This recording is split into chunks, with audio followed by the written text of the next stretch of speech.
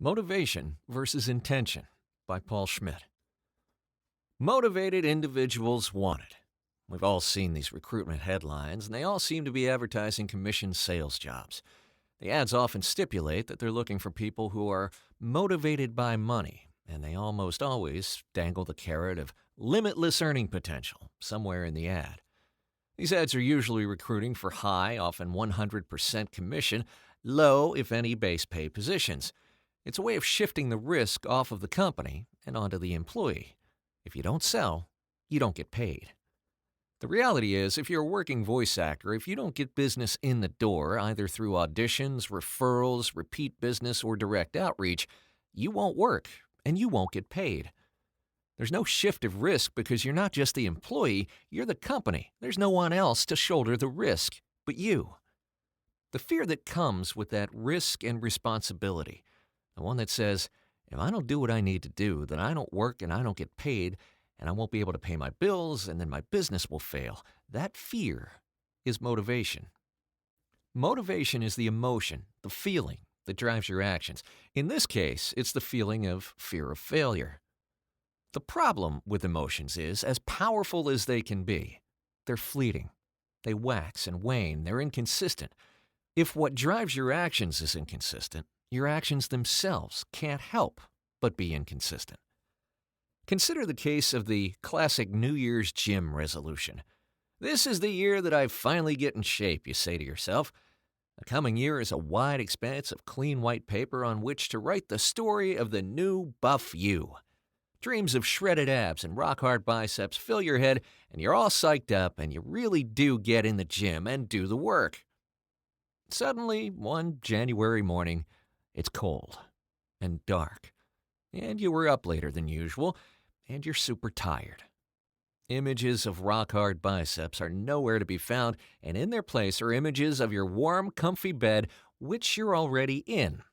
Double bonus, right? And so you rationalize. Well, I hit it really hard at the gym yesterday, and I was up late last night. I'll take the day off today. And so you do. And one day off becomes two, and the next week you say, I think I'm overtraining. I'm going to shift to every other day. And so on and so on and so on, and by March, you're visiting the dentist more often than the gym. Emotions are fleeting. They're inconsistent. They're unreliable. The emotional desire to be fit is not what separates gym rats from couch potatoes. Everyone has the desire. Very few do the work and get the results. Every team in the league is motivated to win the championship. The motivation doesn't determine the champion. You just gotta want it more is a myth. Wanting it has nothing to do with getting it. So how do you get yourself to do the things you need to do to be successful without relying on your transient emotions? Set an intention. Wait, a what? Setting an intention means planning a specific action with a specific time and location attached. It's the difference between, I'm going to go to the gym, and I am going to do these 3 chest exercises and these 3 back exercises tomorrow at 5:30 p.m. at the gym. The power of intention setting is specificity. One of my go-to methods of intention setting is scheduling. To me, if it's not important enough to schedule, it's not important enough to get done. I block time in advance every week for the things I know I need to do to reach my goals. Every day from 7 to 8 a.m., I have an hour scheduled to reach out to a specific number of voiceover leads. Every day from 5 to 6:30 p.m., I have 90 minutes scheduled to train at the gym. And walking in the door, I know specifically what my workout will consist of. But what if something happens and I can't do what I need to do at the time I need to? Relax. You have the power to move intentions. Scheduled intentions can move, but don't let them disappear. Have a live session at 7 a.m. and can't prospect then? Fine, move that prospecting time block to an open slot. The intention remains, the time just changes. Move it, don't lose it. When you set an intention, you're pre-deciding what your actions will be on a specific date and time at a specific location. This takes the onus off you to decide to do the thing when it's time to do the thing. You've already decided and have committed the time. Setting the intention in advance makes follow-through significantly easier. It's like marking up your script. Once it's out of your head and on the paper, you don't have to think about it anymore. You don't have to decide to pause, you simply pause when it's time because you see the notation on the script. Researchers have found that setting specific intentions leads to more than double the actual follow-through as opposed to simply relying on motivation alone.